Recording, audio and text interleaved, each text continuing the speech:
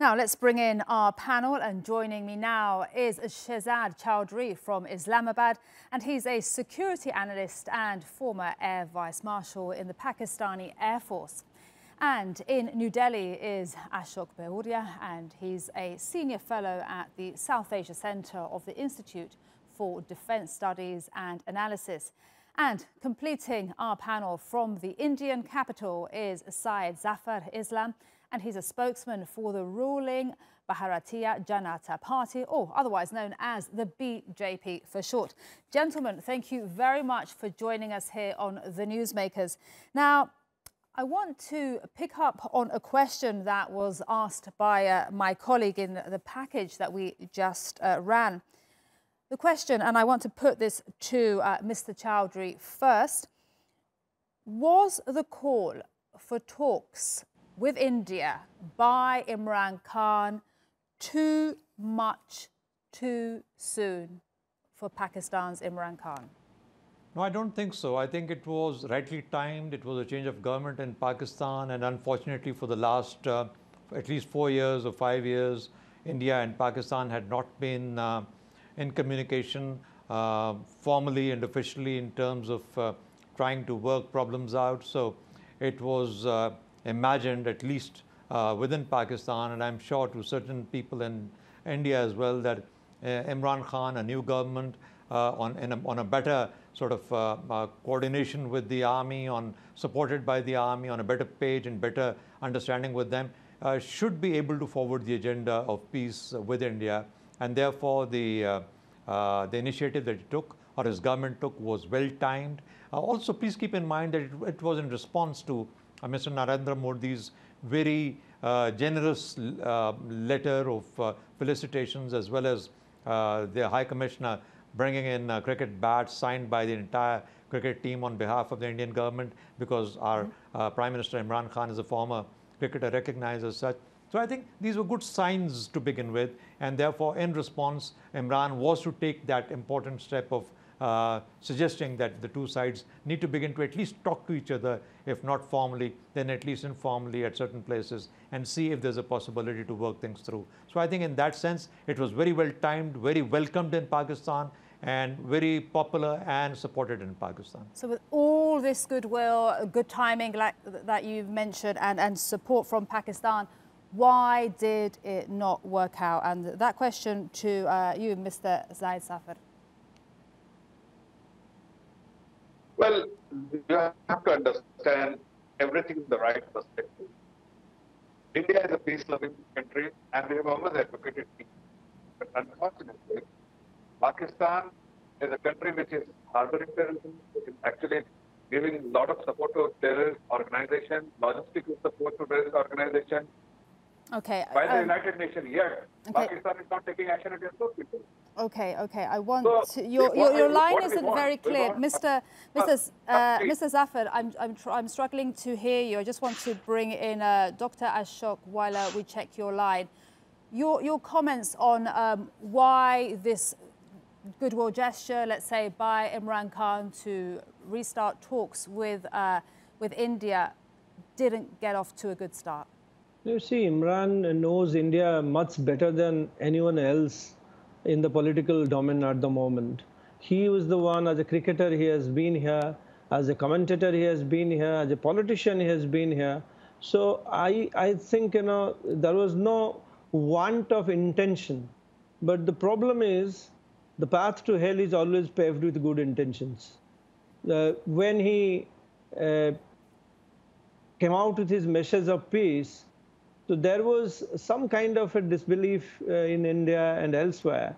But people thought that it was good because there was a realization that this is somebody, this leader is somebody who has been, who enjoys the support of the army, as Air Marshal said. And so it could be acted upon, it could be responded to. And that is how the Prime Minister of India had sent in those messages. And it was followed by those exchange of cricket bat and things like that. Okay. And there was also receptivity from India that we will talk to the foreign ministers will talk on the sidelines of the United Nations General Assembly meet. But what really acted as a spoilsport, which has been acting as a spoilsport from 2008 onwards, is the attack on BSF guys and the allegation of mutilation of one of the soldiers. Every time such things happen, the spoilers have a free run. And the India-Pakistan relationship is entirely spoiler-driven. Okay. So both the leadership will have to decide how to rein in these spoilers, how to control these spoil acts. Okay, and by to be spoilers, able to create Dr. Ashok, I just want to clarify, by spoilers you mean terrorists? Is the that... non-state, yes, the non-state actors, otherwise called militants, they are called freedom fighters in Pakistan. But the fact that, it cannot be denied that they are coming from across the LOC or international border and creating a situation which is providing an opportunity for the militancy to grow. Okay, but that has been going on for a long time. And here at the UN, there was an opportunity to speak on the sidelines of this event by the foreign ministers of India and Pakistan, and they didn't. Why exactly didn't they? And also, aren't they, jeopardizing here a chance for dialogue? They always say we should, have dialogue. Let me get back to, the theme. In 2014, when the government came to power, this government came to power, a right-wing government, then they also started toying with the idea of restarting the dialogue. And anybody in Pakistan who follows India-Pakistan relations would know the sensitivity of this government to terrorism, to militancy. And the first attempt by both the governments to restart the talk was cancelled because the Pakistani embassy in Delhi had invited separatist groups who support militancy quietly.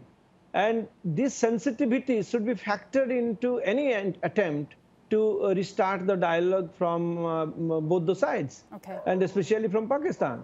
And what really troubles me is the fact that from 2008 onwards, whenever there has been an opportunity for restart of dialogue, you have all these things coming up. In fact, the current foreign minister of Pakistan, Mr. Shah Mahmood Qureshi, was in the capital city of India when Mumbai attack took place.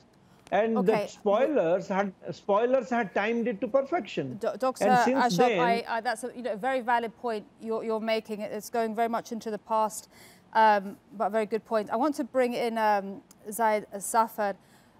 We were just talking about the opportunity for the foreign ministers of India and Pakistan to have met on the sidelines of the UN General Assembly in New York recently, and that meeting was cancelled. Why did India cancel that meeting? And that's to you, Mr. Zafar. Well, you have to see what Pakistan did. We agreed for this meeting when the request came from the Pakistani Prime Minister. We agreed that the two foreign ministers must meet. Okay, we seem to have lost Syed Zafar. Now, I want to bring you in, Mr. Chaudhary, and ask, where do relations between India and Pakistan stand now, given the fact that, we've had this meeting cancelled at the UN, and other developments which include Imran Khan's tweet, and I will read it. Imran Khan called the Prime Minister of India, Narendra Modi, a small man in a big office. How has that influenced relations now between India and Pakistan? Well, let me clarify. I don't think he meant what you were trying to imply or what is generally being implied of that tweet, but I'll come to that later. First, to your other bigger point, which is in terms of what is the future of India-Pakistan relations. Now, you've got to understand, and of course, the entire South Asia knows that very well, these problems are not of the recent times, of the recent couple of decades or something. These problems start 70 years back since Pakistan and India became independent. We have an unresolved baggage that we carry with ourselves, and the impact and the effect of it continues even today in Kashmir. I hate to mention that, but in fact, that is the sore point, the sore problem, the core issue between the two countries, which stands unresolved. 100,000 Kashmiris have been killed, and there's almost a genocide going on in Kashmir at this point of time. So because of that, there have been wars between India and Pakistan. There's been this lack of amicability between both sides. We've made attempts to try and start a dialogue and have not gone anywhere and have not come to grips with our problems. So obviously, with the narrative that you hear from Delhi and the narrative that Pakistan will tell you, there is impossibility of any convergence. Convergence should exist, does exist, but it must be outside of these two narratives. And neither the official spokespersons, nor the media, nor the nationalistic fervor on both sides, nor the statesmanship or the leadership on any side has yet got the capacity or the ability to come out of the narrative that they feed to the people through the media, feed to international media through such kind of discussions, and are unable to rise beyond or above the level that they're sitting at. And this is exactly what Imran Khan meant. Imran Khan meant that let's imagine and let's assume that there are bad elements on both sides who do not want India and Pakistan to break through out of this particular level of relationship. So where does the political leadership begin to count? Where does the foreign ministers, the cabinets and the leaderships should begin to count? And that is where they must rise above where they are, like Vajpayee did. I think Vajpayee did a great job in moving to Pakistan and initiating a contact with Pakistan. These problems will continue to occur, but the political leadership must be bold enough, big enough, brave enough, with a heart which should be equally large and big to rise above this, fail these elements, and ensure the dialogue continues. When you don't continue the dialogue, don't meet up with each other, then you feed the same kind of elements that are holding you back, regardless, call them by any name. But Mr. Absolutely, Chaudhary, it's a failure. It's a failure. I call it a failure. Actually, I call it a failure. It's a crass failure of political imagination in India. And so that meeting, potential meeting at the UN, and also Imran Khan's call for dialogue, a failure? Yeah, absolutely. Absolutely. Not a failure of calling for a dialogue. No. The failure to respond to those things is a failure. The failure to respond to such requests or the ability or the opportunity to meet together is a failure. Yeah. It's a combined failure of South Asia. Unfortunately, largely held on to the kind of comments that you are now getting from the other side. And Dr. Ashok, do you agree? Well, I will go back to what Air Marshal Chaudhary said. He was right. 2004 to 2007, we had a wonderful round of dialogue between the two states. And in fact, as a result of which, you have this cross-LOC travel and trade in place, and which has not been interrupted by these years of the two countries not talking to each other. So that is a fantastic thing. But why it happened in 2004?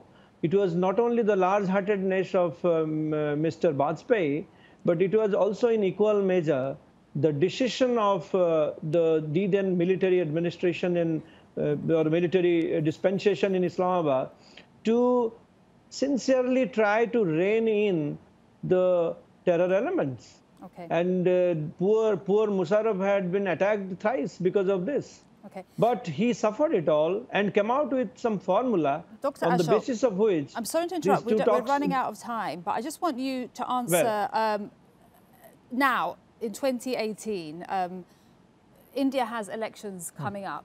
Do you think that India is being particularly harsh on Pakistan because of these elections coming up? No. I tend to believe that, elections or no elections, the kind of stand that the government has taken, they would have behaved exactly in the same manner.